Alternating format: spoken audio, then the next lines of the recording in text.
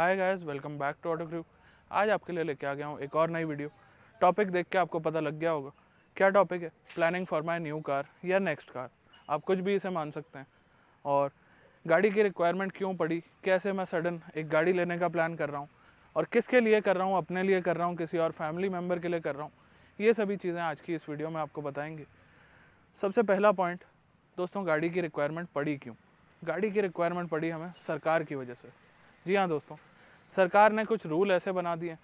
एक गाड़ी थी मेरे घर में, Hyundai Santro CNG, जो मेरे एक फैमिली मेम्बर यूज़ करते थे और उसे हो गए हैं 15 साल पूरे और वो गाड़ी हो गई है एक्सपायर। तो टेक्निकली मैं उसे दिल्ली NCR में नहीं यूज़ कर सकता हूँ या कोई भी उसे यूज़ नहीं कर सकता है। यही रीज़न है कि मेरे को एक और गाड़ी की रिक्वायरमेंट पड़ गई है घर के अंदर। तो दोस्तों, रिक्वायरमेंट आप समझ गए। अच्छी खासी मेरी सेंट्रो चल रही थी, बहुत बढ़िया एवरेज दे रही थी, काफ़ी मेंटेन्ड गाड़ी थी और पिछले 15 साल में वो लगभग 1,00,000 किलोमीटर के आसपास कवर कर चुकी थी। अब आप बोलेंगे रनिंग कम है, ज़्यादा है, वो एक अलग एस्पेक्ट है, उसे छोड़ देते हैं। हर किसी का अपना मैटर होता है, रनिंग का, ट्रांसमिशन का, फ्यूल ऑप्शन का, तो उसे उन पे छोड़ देते हैं जो उसे यूज़ करते हैं। हम बात करते हैं कि अब उसकी रिप्लेसमेंट में क्या उन्हें कोई और गाड़ी दिला रहा हूँ या अपने लिए कोई और गाड़ी ले रहा हूँ। तो दोस्तों, क्योंकि वो इतने सालों से एक CNG गाड़ी चला रहे हैं तो उन्हें आज भी एक CNG ही गाड़ी चाहिए। वो पेट्रोल के एक्सपेंसेस बेयर नहीं करना चाहते हैं।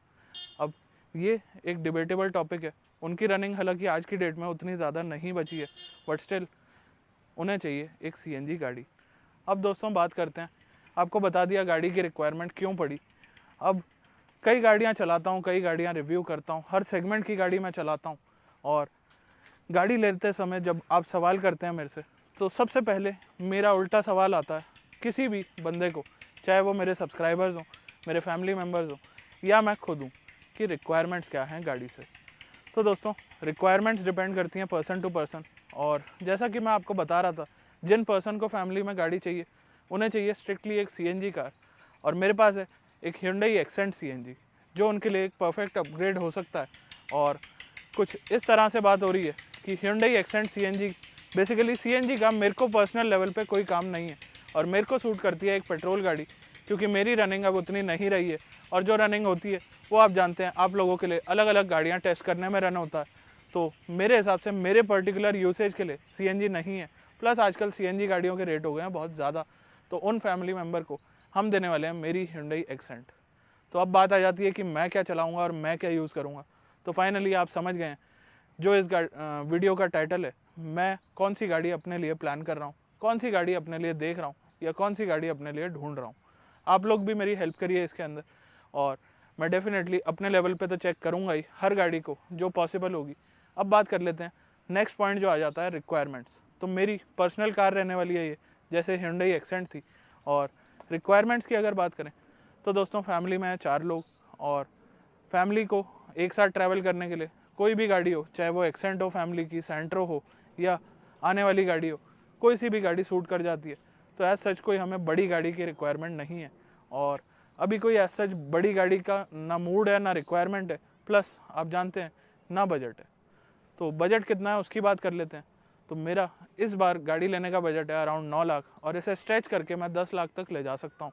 कौन सी गाड़ियाँ मैं देख रहा हूँ, कौन सी सेगमेंट्स में देख रहा हूँ, वो क्लियर कर लेते हैं एक बार। तो मैं देख रहा हूँ सब 4 मीटर कार्स। अब सब 4 मीटर कार्स में अलग अलग सेगमेंट आ जाती हैं। सबसे पहले आ जाती हैं प्रीमियम हैचबैक्स। प्रीमियम हैचबैक्स में कौन कौन सी गाड़ियाँ हैं ये आपको बता देता हूँ, ताकि आप कमेंट करके मेरे को बता सकें कि कौन सी गाड़ी मेरे लिए सही रहने वाली है। और फिर हम देखेंगे कि क्या आपकी रिकमेंडेशन से गाड़ी लेना मेरे लिए एक सही डिसीजन बनता है या नहीं।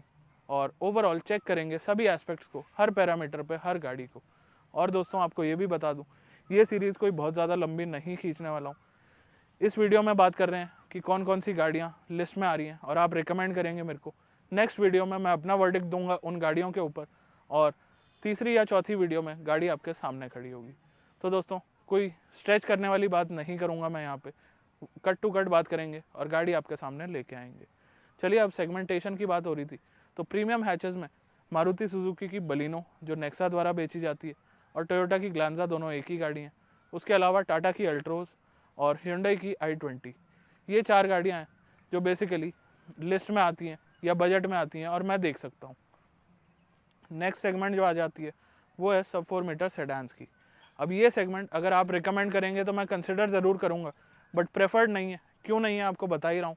Hyundai एक्सेंट ऑलरेडी चला रहा था, तो एक्सेंट जब घर में ऑलरेडी एक सब 4 मीटर सेडान है, तो उस सेगमेंट की एक और गाड़ी लेने का कोई सेंस नहीं है और ना ही बूट का कोई यूज़ है। बट स्टिल जो ऑप्शंस हैं, मारुति सुजुकी की डिज़ायर है, Hyundai की ऑरा है, और शायद एक दो गाड़ियाँ और अलग अलग सेगमेंट में आपको मिल जाएंगी, जैसे कि टाटा की टिगोर। हालांकि मैं उसे थोड़ा सा कम प्रेफर करता हूँ, जस्ट बिकॉज कि उसका डिज़ाइन लैंग्वेज ना सेडान वाला है और ना एक हैच वाला है। बाकी अगर आप बोलेंगे तो उसे भी चेक ज़रूर करेंगे। और जितनी गाड़ियों के मैं नाम ले रहा हूँ, ज़्यादातर गाड़ियाँ आप जानते हैं मैंने ऑलरेडी टेस्ट करी हुई हैं, तो अपना वर्डिक्ट देंगे नेक्स्ट वीडियो के अंदर। और तीसरा और हॉटेस्ट सेगमेंट जो शायद आप में से ज़्यादा लोग रिकमेंड करें, वो है सब 4 मीटर SUVs। अब इसमें दोस्तों एक कैच है, असली SUVs भी आ जाती हैं और नकली SUVs भी आ जाती हैं। तो पहले बात करते हैं नकली SUVs की। नकली SUVs में लिस्ट बहुत ज़्यादा लंबी है, और सबसे पहली जो लिस्ट में आ जाती है मारुति सुजुकी की ब्रेज़ा। जी हाँ दोस्तों, विटारा हट चुका है, अब सिर्फ ब्रेज़ा रह गई है वो, और नई वाली ब्रेज़ा आ सकती है अपने बजट में। अब आप लोग बोलेंगे कि ये सारी गाड़ियाँ कैसे बजट में आ रही हैं, तो मैं आपको क्लियरली बता दूं, जो भी गाड़ी मैं लूँगा मैं सिर्फ बेस मॉडल कंसिडर कर रहा हूँ, और कोई वेरिएंट से मेरा कोई लेना देना नहीं है। ना ही मेरे को ऑटोमेटिक ट्रांसमिशन चाहिए और ना ही मेरे को ज़्यादा फीचर्स चाहिए। तो दोस्तों ब्रेज़ा का LXi आ जाएगा, उसके बाद वेन्यू और सोनेट के बेस वेरिएंट्स आ जाते हैं, उसके बाद मैग्नाइट और काइगर आ जाती है, उसके बाद अगर हम बात करते हैं तो WRV अब डिसकंटिन्यू हो चुकी है, और 2-3 गाड़ियाँ और हैं इस सेगमेंट के अंदर। बाकी 4 मीटर से ऊपर जाते ही कॉस्टिंग हो जाती है बहुत ज़्यादा हाई। तो ओवरऑल ये हो गई नकली SUVs की बात।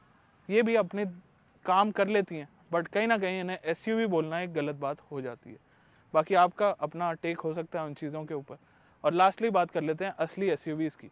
तो दोस्तों मेरे बजट में 9-10 लाख में कोई असली SUV तो नहीं आती है, बट हाँ 12 तक स्ट्रेच किया जा सकता है बजट। और जैसा कि आप जानते हैं थार रेयर व्हील ड्राइव आ चुकी है 9.99 लाख में, बट उसके लिए साल वेट करना पड़ेगा, जो शायद मैं तो नहीं कर पाऊँगा। और बात कर लेते हैं मारुति सुजुकी जिम्नी की।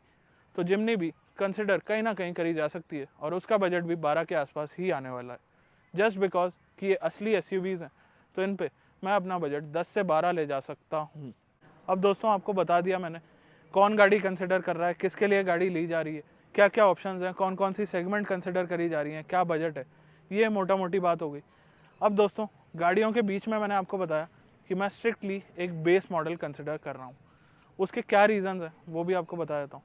तो दोस्तों बेस मॉडल कंसिडर करने का ये रीज़न बिल्कुल भी नहीं है कि मेरे को आपके लिए कंटेंट बनाना है या ऐसा कुछ है।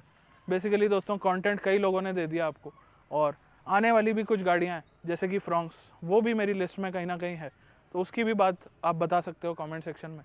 बाकी हम बात कर रहे थे बेस मॉडल की, तो बेस मॉडल का प्राइमरी रीज़न ये है कि base models he value for money होते हैं, और कहीं ना कहीं मैं अपने हिसाब से गाड़ी को कस्टमाइज़ कराना ज़्यादा पसंद करूँगा rather than paying the company बेफालतू के पैसे।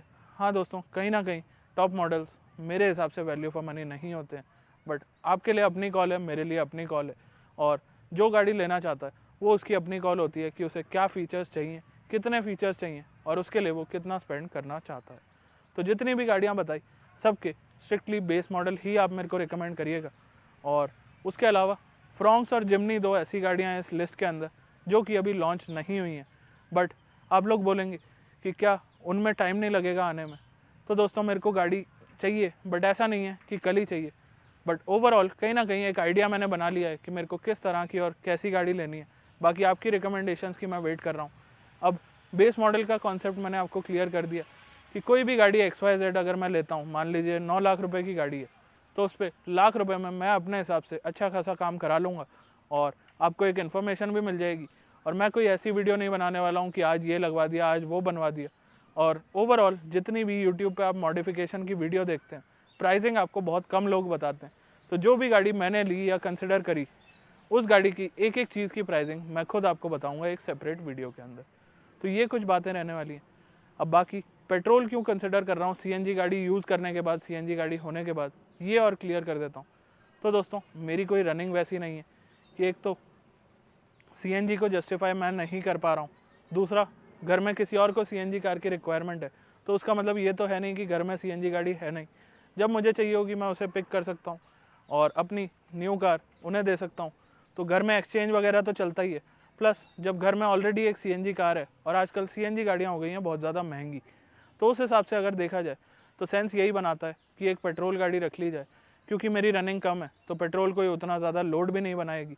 प्लस डीजल इसलिए नहीं कंसिडर कर रहा हूँ क्योंकि वो 10 साल और 15 साल वाला रूल, उससे डेप्रिसिएशन बहुत ज़्यादा हो जाती है और मेरी पर्सनल गाड़ी की रनिंग बिल्कुल कम रहने वाली है। तो दोस्तों देखिए आपने पूरी डिटेल्ड वीडियो, मेरे हिसाब से काफ़ी सारी चीज़ें आप समझ गए होंगे और इस बार मैं आप लोगों की जगह हूँ, मैं एक्सपीरियंस कर रहा हूँ एक कार बाइंग एक्सपीरियंस और ओवरऑल देखता हूँ कि आप लोग मुझे क्या सजेस्ट करते हैं। मैंने तो आप लोगों को कई गाड़ियों का रिव्यू दे दिया, कई सारी गाड़ियों के बारे में इन्फॉर्मेशन दे दी और कई सारे अपने सब्सक्राइबर को गाड़ियाँ दिला दी।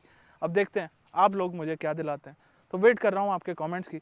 मिलते हैं बहुत जल्द एक नई वीडियो के साथ, तब तक के लिए धन्यवाद।